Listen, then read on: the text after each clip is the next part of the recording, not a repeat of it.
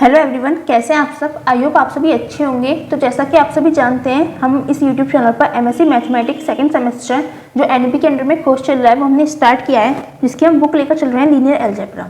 तो स्टूडेंट्स, आज के इस लेक्चर में हम long answer type questions discuss करने वाले हैं। तो हम देख लेते हैं कौन कौन से क्वेश्चंस हैं। हम इस यूनिट के जितने भी लॉन्ग क्वेश्चन आंसर्स हैं वो कोशिश करेंगे इस लेक्चर में कंप्लीट हो जाए, और अगर नहीं हो पाते हैं तो नेक्स्ट लेक्चर में 100% कंप्लीट कर देंगे। ओके, तो सबसे पहले हमारे पास क्वेश्चन क्या है, state and prove primary decomposition theorem. तो स्टूडेंट्स, ये वाली जो थ्योरम है हमने ऑलरेडी आपको डिस्कस कर दी है। ये 2020 में पूछी गई है और इससे पहले भी आपसे कई ईयर में पूछी गई है जो यहाँ पर मेंशन नहीं है। तो ये काफ़ी अपने आप में इंपॉर्टेंट है, जो हमने ऑलरेडी आपको एक्सप्लेन कर दी है। ठीक है, उसका हम लिंक आपको इस वीडियो के डिस्क्रिप्शन बॉक्स में दे देंगे। ठीक है, उसके बाद क्वेश्चन नंबर 2 क्या है, find all eigen values and basis for each eigen space of the linear operator T such that r cube to r cube defined by t x y z equals to x plus y plus z 2y plus z 2y plus 3z is T diagonalizable. तो students, हमने diagonalizable के जो questions हैं वो भी हमने आपको discuss कर रखे हैं। एक क्वेश्चन आपको एक्सप्लेन किया था वो किस टाइप से होना है। अब आपको प्रोसेस तो आई होप आता होगा, अगर आपने वो वीडियो देखी है। अगर नहीं भी आता तो हम एक बार देख लेते हैं हमने किस तरह से करा था। तो स्टूडेंट्स, यहाँ पे जो लीनियर ऑपरेटर है वो r क्यूब से r क्यूब पर दे रखा है। तो r क्यूब जो है उसकी डायमेंशन कितनी है, 3। तो यहाँ पे हम स्टैंडर्ड बेसिस सबसे पहले कंसिडर करेंगे। अभी डायमेंशन 3 का है तो हम हमारे अंदर इसके अंदर 3 ही तो एलिमेंट्स होंगे और तीनों एलिमेंट्स के अंदर 3 अलग एलिमेंट्स होंगे। ठीक है, ये देखो यहाँ पे 1 2 3 एलिमेंट्स है और हेलो एलिमेंट के अंदर 3 ही एलिमेंट्स है। ठीक है, अब हमें स्टैंडर्ड बेसिस बनाना है तो क्या करना है, इसमें फर्स्ट एलिमेंट में फर्स्ट एलिमेंट को 1 रखना है, बाकी सब 0। सेकंड एलिमेंट में सेकंड एलिमेंट को 1 रखना है, बाकी सब 0। और थर्ड एलिमेंट में थर्ड एलिमेंट को 1 रखना है, बाकी सब 0। तो ये हमारे स्टैंडर्ड बेसिस बन जाते हैं। ठीक है, उसके बाद हमारे पास जो स्टैंडर्ड बेसिस के एलिमेंट्स हैं इनके लिए हम अपना ट्रांसफॉर्मेशन कंसिडर करते हैं, जो हमें लीनियर ऑपरेटर इस तरह से डिफाइन करके दे रखा है। तो सबसे पहले हमारे पास कौन सा है, 1 0 0 के लिए जब हम इसमें ऑपरेशन अप्लाई करते हैं तो क्या आ जाएगा हमारे पास, x plus y plus z। That is first element हमारे पास 1 रहेगा। सेकंड एलिमेंट हमारे पास जब इसे सॉल्व करेंगे 2y प्लस z तो सेकंड हमारे पास 0 आ जाएगा, थर्ड हमारे पास एज इट इज 0 आ जाएगा। ठीक है, उसे अगर हम आप लीनियर स्पैन के फॉर्म में एक्सप्लेन करना चाहें तो एक्सपेंड भी कर सकते हैं।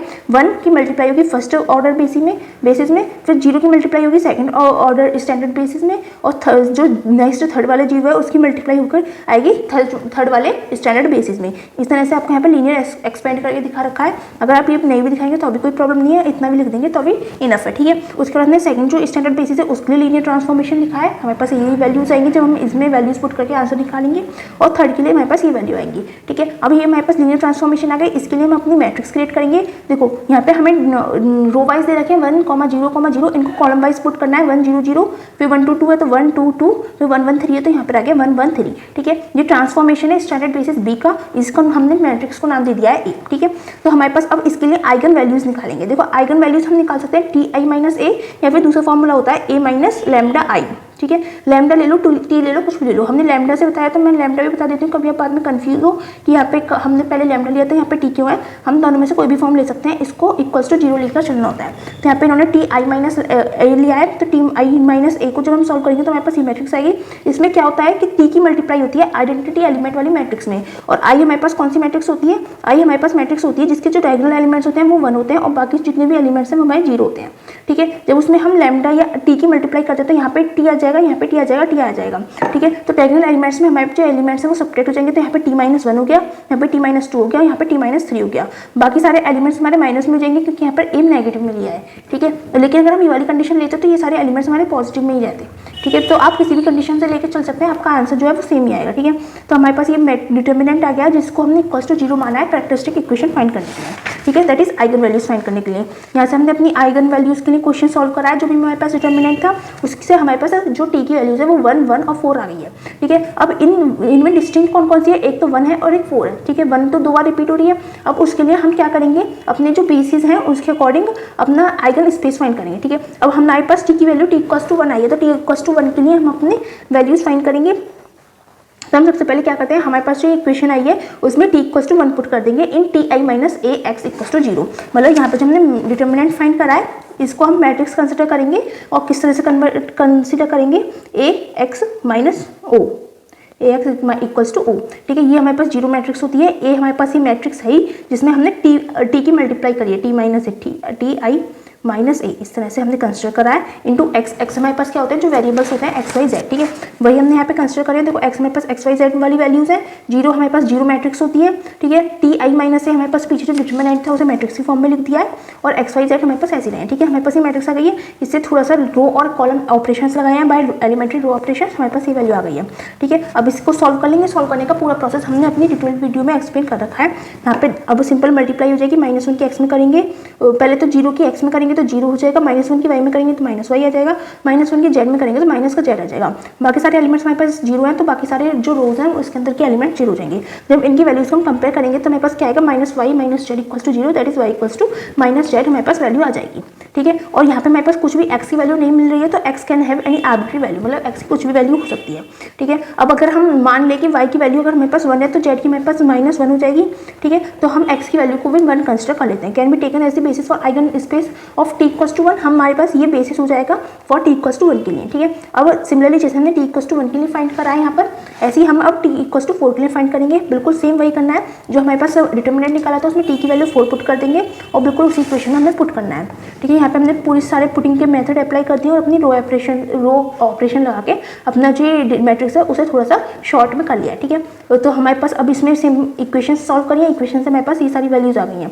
इन वैल्यूज के अकॉर्डिंग हमने अपनी जो मैट्रिक्स है वो हमने इस तरह से क्रिएट कर लिया। देखो x इक्वल टू वाई, अगर हम x 1 ले लें तो y भी हमारे पास 1 आ जाएगा, और z हमारे पास 2y है, दैट इज 2 हो जाएगा, ठीक है। तो हमारे पास यहाँ पे अपनी वैल्यूज आ गई हैं। तो हमारे पास जो सेकंड हमारे पास बेसिस बनेगा वो क्या होगा, 1 1 2 हमारे पास बेसिस हो जाएगा फॉर t इक्वल टू 4, ठीक है।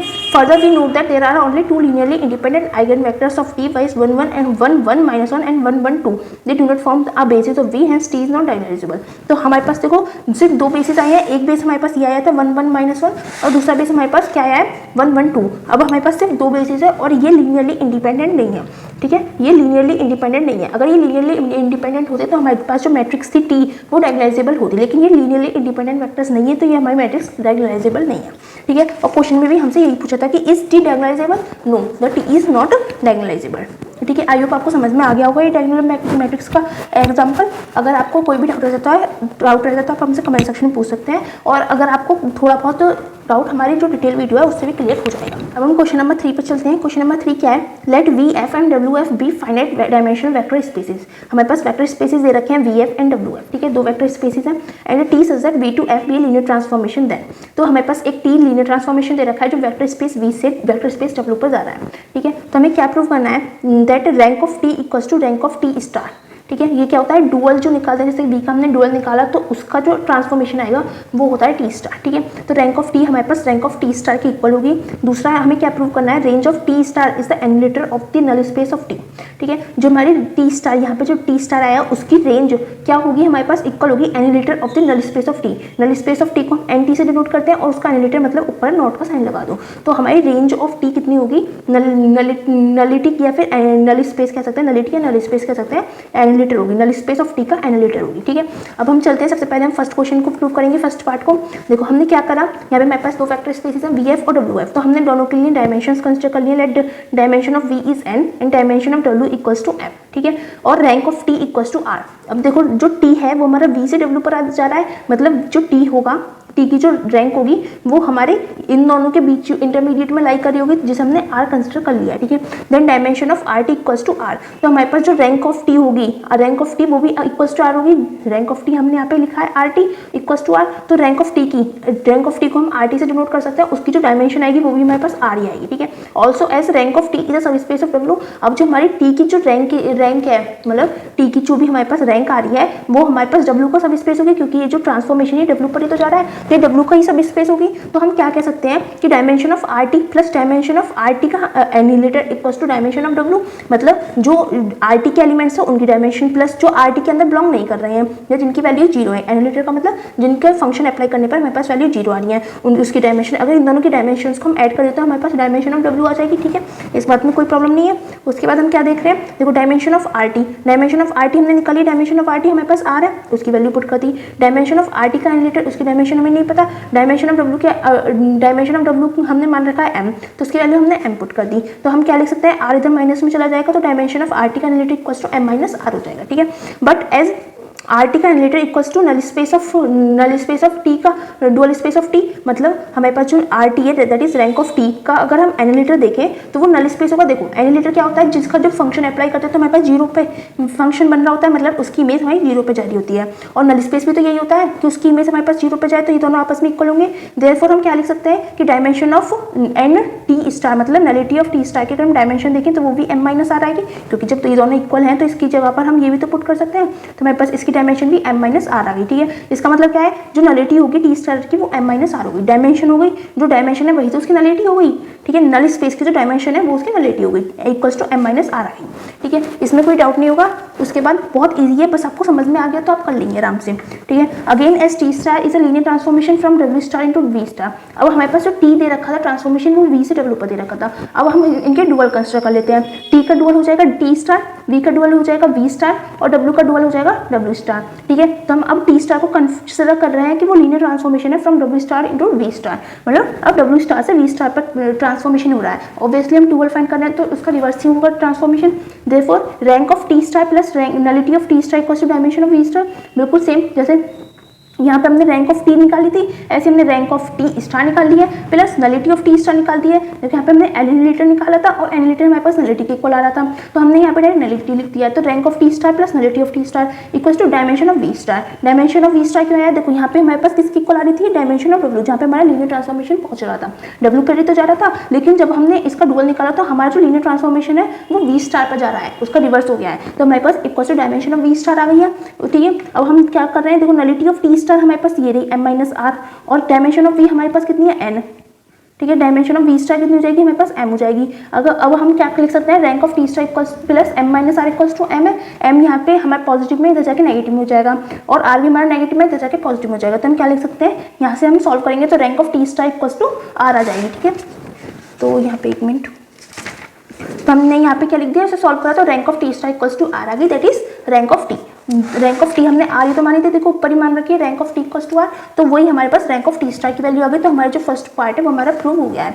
उसके बाद हम सेकंड पार्ट पर चलते हैं। सेकंड पार्ट में क्या करना है, अब हमें सेकंड पार्ट में हमें प्रूव करना है कि r T star equals to N T का एनालिटर। ठीक है, तो अब हम उसका प्रूफ देखते हुए चलते हैं। क्या है, since T star is such that W star to V star is a linear transformation. जब हम डुअल का केस कंसिडर करके चल रहे हैं तो हमारे पास जो लीनियर ट्रांसफॉर्मेशन है टी स्टार वो डब्ल्यू स्टार से वी स्टार पर ही तो जा रही है।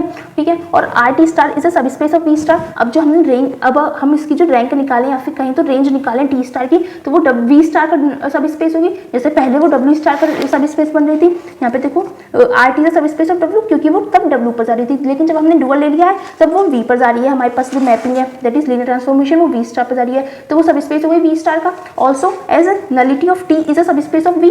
जब हमें पता था कि नलिटी जो थी टी की वो वी का सब स्पेस थी, तो नलिटी ऑफ टी का एनालिटर is a sub space of V star. अगर हम तो इधर एनालिटर लगा देते हैं तो इधर वो सब स्पेस हो जाएगा वी स्टार का। ठीक है, उसके बाद हमने क्या लिया, now let F belongs to r T star. हमारा जो हमने एफ फंक्शन कंसिडर कर लिया है जो किसको बिलोंग कर रहा है, रैंक ऑफ टी स्टार को, मतलब जो ट्रांसफॉर्मेशन है उसके डुअल की रैंक को हमारा जो एफ है वो बिलोंग कर रहा है। तो इससे हम क्या लिख सकते हैं, इसे हम this implies that F equals to T star G for some G belongs to V star. हमारा कोई भी जी है जो वी स्टार में बिलोंग कर रहा है तो हम आर टी स्टार को लिख सकते हैं टी स्टार जी। ठीक है, टी स्टार जी हमने क्यों लिख दिया, देखो रैंक ऑफ टी स्टार हमें पास टी स्टार दिया जाएगा और ये किसका सब स्पेस है, ये सब स्पेस वी का है, तो हमने यहाँ पे जी लिख दिया। जी हमारा वी स्टार को बिलोंग कर रहा है। ठीक है, also T alpha equals to zero, और हमें क्या पता है कि जो टी अल्फा होता है वो इक्वल्स टू जीरो होता है कब, जब हमारा अल्फा नलिटी हो। ठीक है, हमने यहाँ पे अल्फा को nullity null space of T में बिलोंग करवा दिया है। अगर अल्फा हमारा नल स्पेस ऑफ टी को बिलोंग करेगा तो टी अल्फा भी तो हमारे पास जीरो हो जाएगा, क्योंकि नल स्पेस में तो सिर्फ वही एलिमेंट्स बिलोंग करते हैं जिनकी वैल्यूज एंड में जीरो हो जाती है। तो यहाँ पे अल्फा इक्वल्स टू जीरो होगा तभी तो हमारे पास वो nullity null space of T में बिलोंग कर रहा होगा। जब अल्फा जीरो हो जाएगा तो T alpha equals to zero हो जाएगा। ठीक है, तो 10 हम क्या लिख सकते हैं, एफ अल्फा लेकर चले तो एफ की वैल्यू हमारे पास टी स्टार जी है, टी स्टार दोनों साइड अल्फा से मल्टीप्लाई कर दिया। ठीक है, जी को हमने इधर लिखा रह दिया है और टी स्टार अल्फा को हमने टी अल्फा लिख दिया है।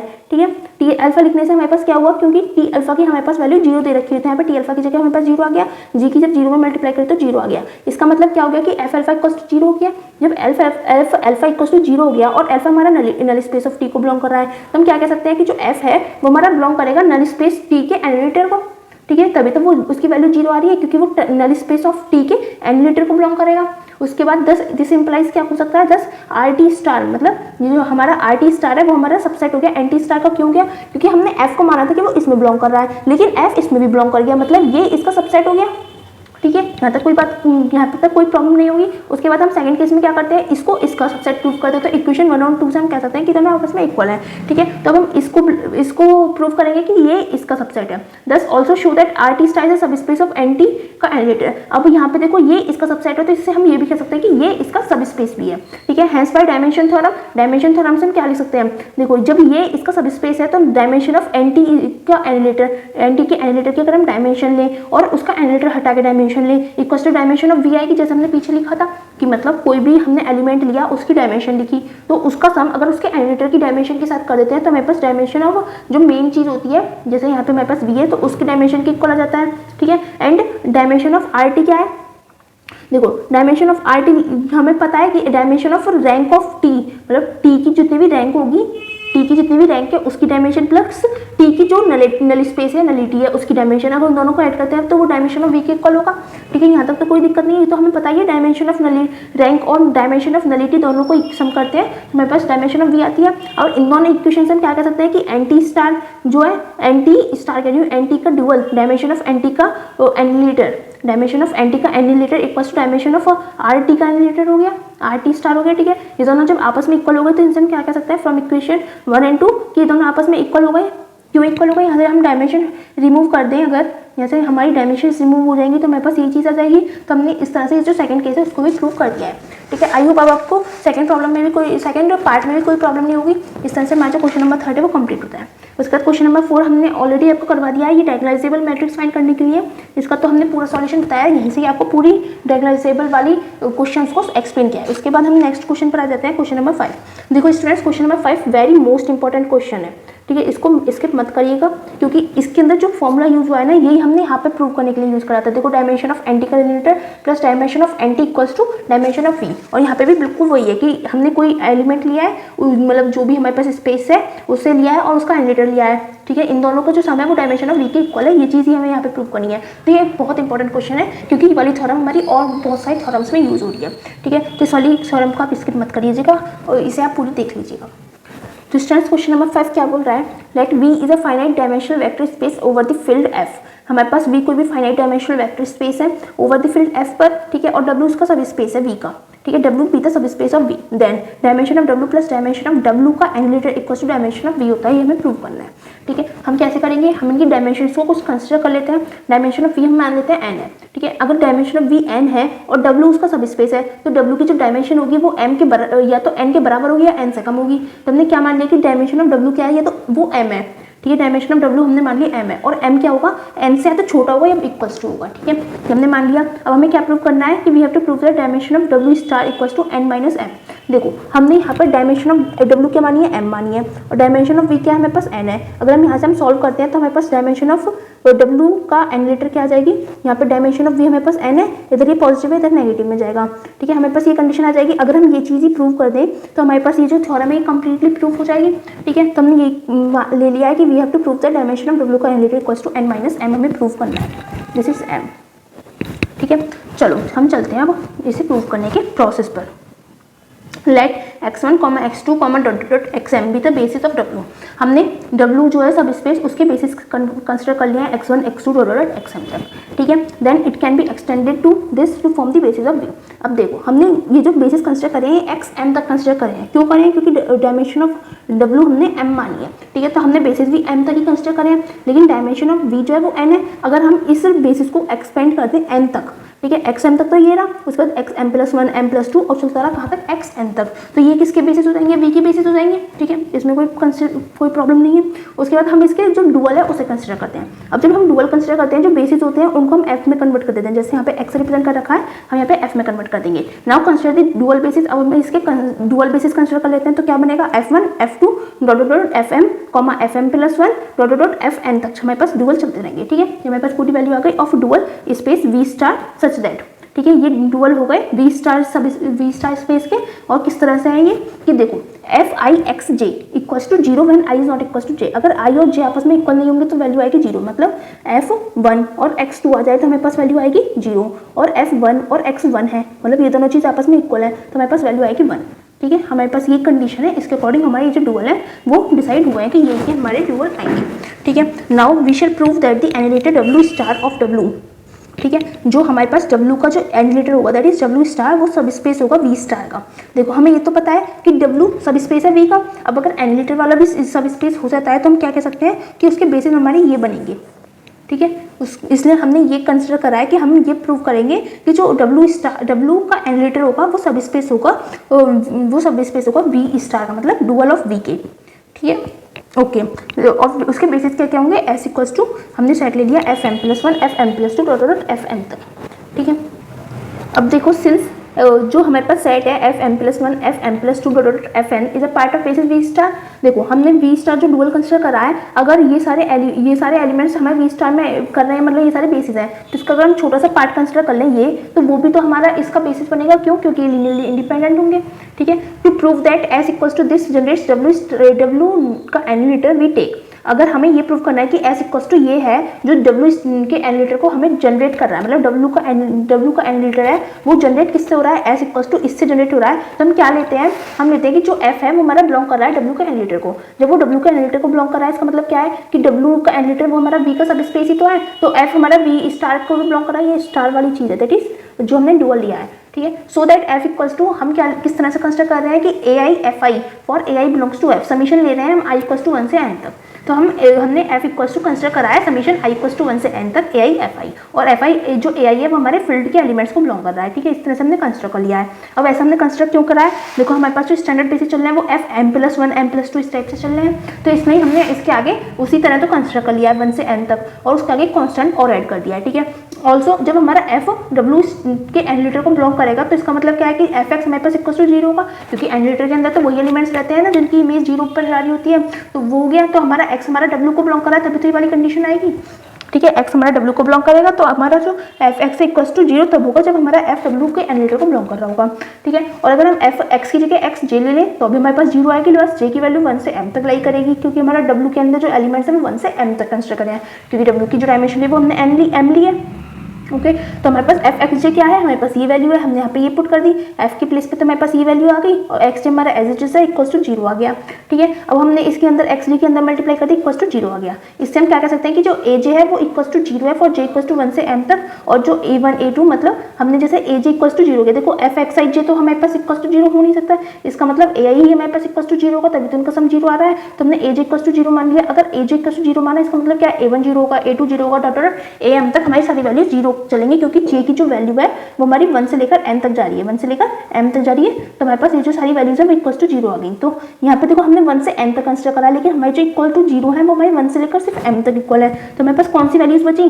f equal to a m+1 से a n तक बची, a n f n तक, ठीक है। ये सारी वैल्यूज बची। तो और इसको हम किस तरह से रिप्रेजेंट कर सकते हैं, f that is f can be expressed as a linear combination of elements of s। तो जो हमारा f है उसे हम लीनियर कॉम्बिनेशन, यहाँ पे देखो लीनियर कॉम्बिनेशन की तरह एक्सप्रेस हो रहा है। यहाँ पे देखो एक कांस्टेंट की मल्टीप्लाई हो रही है एक फंक्शन में, प्लस एक कांस्टेंट की मल्टीप्लाई हो रही है एक फंक्शन में, तो वो हमारा लीनियर कॉम्बिनेशन की तरह रिप्रेजेंट हो रहा है, मतलब लीनियर स्पैन बन रहा है। तो हम क्या कह सकते हैं कि जब f हमारा w के एनिलेटर में बिलोंग कर रहा था, इससे क्या इंप्लाई कर गया कि f बिलोंग कर गया लीनियर स्पैन ऑफ s के, ठीक है। f के लीनियर स्पैन ऑफ s में बिलोंग करती है हमारा f। इससे हम क्या कह सकते हैं कि जो w का एनिलेटर है वो सबसेट है लीनियर स्पैन ऑफ s का, ठीक है, क्योंकि हमारा बिलोंग तो इसमें कर रहा था लेकिन बिलोंग कर गया इसमें, मतलब ये इसका सबसेट हो गया, ओके। अब अगेन हम क्या लेके चलेंगे, हमें इन दोनों को भी इक्वल प्रूव करना है। तो हमने एक बार इसे इसमें बिलोंग करवाया था, अब हम लेट करके चलेंगे कि f इसमें बिलोंग कर रहा है, let f belongs to linear span of s। अब जब लीनियर स्पैन ऑफ s में बिलोंग कर रहा है तो हम क्या लिख सकते हैं, f इक्वल्स टू समीशन चलेगा k इक्वल्स टू m+1। देखो हमारे पास जो एलिमेंट्स थे ls के वो हमारे m+1 से चले थे, तो हमने अब वैल्यू m+1 से n तक की ली है, ठीक है। ऊपर हमने 1 से लेकर n तक ली थी, लेकिन अब हमारे पास m+1 से n तक ही चलेगी वैल्यू, ठीक है। उसमें भी हमने बिल्कुल सेम अपने फंक्शंस कंसिडर करे, उसके आगे कांस्टेंट कंसिडर कर लिया है b के, ठीक है। पहले हमने a कंसिडर करा था, अब हम b लेके चलेंगे, ठीक है। Also x belongs to w, जब हमारा x w को बिलोंग करेगा तो हम क्या लिख सकते हैं कि x equals to cj xj, ठीक है। j की वैल्यू 1 से m तक लाई करेगी। देखो दो पार्ट्स में ब्रेक होगा, एक तो चलेगा m+1 से n तक और एक चलेगा 1 से लेकर m तक। तो जो 1 से लेकर m तक चलेगा उसका नाम हमने x से रखा है, और जो m+1 से n तक चलेगा उसका नाम हमने f से रखा है, ठीक है। ये सब हो गया। उसके बाद हमने क्या लिया, then we have fx equals to, अब हमारे पास fx क्या हो जाएगा, देखो f तो हमारे पास सेम रहेगा, उसके बाद x की वैल्यू हमारे पास ये है cj xj, उसकी वैल्यूज डाल दी, ठीक है। उसके बाद अंदर जब वैल्यूज डाल दी और हमारा f जो है वो लीनियर फंक्शनल है, तो हम क्या कर सकते हैं, लीनियर फंक्शनल का मतलब क्या है, जो कांस्टेंट है वो तो हमारे पास बाहर आ जाएगा और जो हमारे पास फंक्शन है उसकी मल्टीप्लाई अंदर हो जाएगी, दैट इज सी जे तो बाहर आ गया और अंदर क्या बचा, एफ एक्स जे बच गया। ठीक है, और एफ एक्स जे की वैल्यू कितनी है, देखो एफ की वैल्यू हमारे पास बी के एफ के है, तो हमने बी के एफ के डाल दी और एक्स जे हमारे पास ऐसे आ गया। ठीक है, अब यहाँ पे हमने क्या करा, हमारे देखो बाहर तो समीशन हमारे j = 1 से m तक चल रहा है और अंदर समीशन आ गया m + 1 से n तक। ठीक है, उसके बाद हमारे पास बस यहाँ से ब्रैकेट हटा दिया और कुछ नहीं हुआ। नेक्स्ट लाइन में देखते हैं, नेक्स्ट लाइन में क्या हुआ है, समीशन चल रहा है j = 1 से m पर, सी जे हमारे पास एज इट इज चल रहा है। उसके बाद हमने bk की जो वैल्यूज है उसमें bk जो और fm जो है उसमें हमने वैल्यूज अपनी ओपन करनी है। कहाँ से, देखो m + 1 से स्टार्ट है तो b m + 1 f m + 1 xj plus फिर m + 2 वाली टर्म आएगी bm2 + fm2 xj plus dot dot कहाँ तक चलता रहेगा, bn fn xj तक, क्योंकि हमारी जो टर्म जा रही है वो n तक जा रही है। अब देखो ये भी एक किस में बिलोंग करेगा, देखो अब ये जो हमारे पास वैल्यू है इक्वल टू 0 हो जाएगी। क्यों 0 हो जाएगी, क्योंकि हमने यहाँ पे ऊपर ही कंसिडर कर लिया कि सारी जो वैल्यूज हैं वो इक्वल टू 0 है। जब वो इक्वल टू 0 है तो हमारे पास कोई दिक्कत ही नहीं, इक्वल टू 0 हो गई, सी जे की जब 0 में मल्टीप्लाई करेंगे तो हमारे पास 0 आ जाएगा। अब जब 0 आ गया तो इससे हम क्या कह सकते हैं, एफ एक्स इक्वल टू 0 आ रहा है। अब एफ एक्स इक्वल टू 0 आ रहा है और एक्स हमारा डब्ल्यू में बिलोंग कर रहा है, मतलब एफ हमारा डब्ल्यू के एनालिटर में बिलोंग कर रहा है। हाँ, तो हमने क्या कंसिडर करा था कि एफ हमारा लीनियर स्पैन ऑफ एस में बिलोंग कर रहा था और एफ हमारा बिलोंग कर गया डब्ल्यू के एनालिटर में। तो ये हमारे पास कह सकते हैं कि जो हमारा एल एस है, लीनियर स्पैन ऑफ एस, वो सबसेट है डब्ल्यू के एनालिटर का। अब ये दोनों आपस में सबसेट है, तो इक्वेशन 4 और 5 से हम क्या कह सकते हैं, इक्वेशन 4 कौन सी थी जिसमें हमने इसे इसका सबसेट बताया था, इक्वेशन 4 से नहीं इक्वेशन 2 से, कि W का एनालिटर सबसेट है लीनियर स्पैन ऑफ S का। और इक्वेशन 5 क्या है हमारे पास, 2 और 5 से क्या आएगा, 5 है हमारे पास, ये इसका सबसेट है। इन दोनों से हम क्या कह सकते हैं कि ये दोनों आपस में इक्वल हैं। तो हम इससे फिर क्या कह सकते हैं कि जो S है वो हमारे पास ये है और ये W एनालिटर का बेसिस बन रहा है। तो इससे हमने ये देखा ही था कि अगर हम ये प्रूव कर देंगे तो हमारी जो थ्योरम है वो कंप्लीटली प्रूव हो जाएगी। तो so dimension of W star कितनी हो जाएगी, W स्टार के लिए डायमेंशन ऑफ W का annihilator equal to n - m हो जाएगी। और n किसकी डायमेंशन है, W डायमेंशन ऑफ V है और m क्या है, डायमेंशन ऑफ W है। इन दोनों को थोड़ा सा सिंप्लीफाई करेंगे, W इधर नेगेटिव में इधर पॉजिटिव में आ जाएगा, तो हमारे पास dimension of V equal to dimension of W plus dimension of W के एनालिटर हो जाएगी। ठीक है, इस तरह से हमारी जो क्वेश्चन है ये भी हमारा कंप्लीट होता है। अगर आपको कोई डाउट आ जाता है तो आप मुझसे कमेंट सेक्शन में पूछ सकते हैं। ये वाला जो थ्योरम है बहुत इंपॉर्टेंट है, इसे आप प्लीज इसकी मत करिएगा, बहुत अच्छे से करिएगा। और जो आगे क्वेश्चन है वो हम नेक्स्ट लेक्चर में डिस्कस करते हैं। अगर आपको हमें वीडियोस अच्छी लगे तो प्लीज़ हमें वीडियोस को लाइक कीजिए, अपने फ्रेंड्स के साथ शेयर कीजिए एंड हमारे चैनल को सब्सक्राइब कीजिए। Thanks for watching.